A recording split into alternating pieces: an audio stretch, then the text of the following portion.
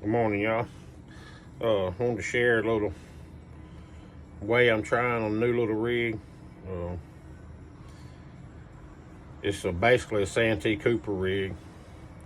Got the Michael Burkhart cork. He was talking about these sinker stops. They got them in all different colors or glow or whatever, but they work really good for bigger line, where you can set your cork depth or whatever. Just keep your cork kind of pegged without putting a peg in your cork and messing up your cork.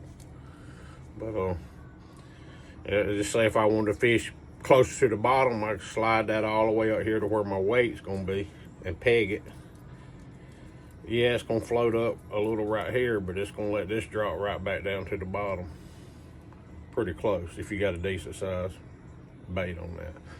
But I've been playing around with this, and I'm not convinced about it yet exactly, but I like the concept of it. Of course, that's an iron side swivel, iron side hook, iron side everything.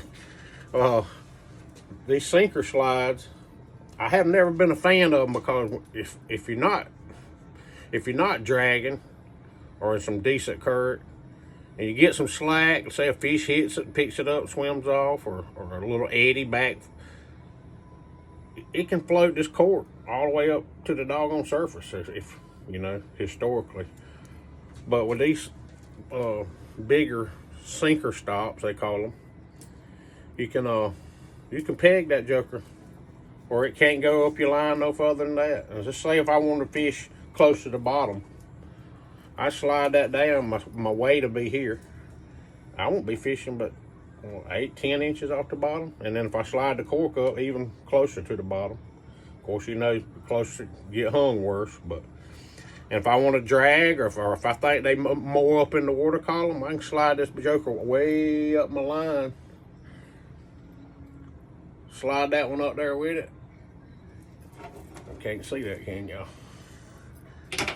And all of a sudden, of course, my sinker will be here. I got that much that can float up. I got a 3 foot off the bottom Santee rig, which is what I like for dragging. So it's kind of a one, if it works out good, I can use it for every application without having to have different leaders. It's self-suspending. My suspending leaders, I don't run no float or nothing when you suspend them, but it's a pretty good deal. These relatively cheap. I think Amazon has these, and he's got Michael Burkhart's got a link, if you look in his description on some of his videos, to the company that he gets them from. Dang, I can't remember the name of it. I got some in my cart right now, but I can't remember the name of it right now. Of course, I'm on video, but anyway, you get the concept of it. Like I say, you put your sinker here. Now I do this. I can't get close enough like I want. I do this. This is me.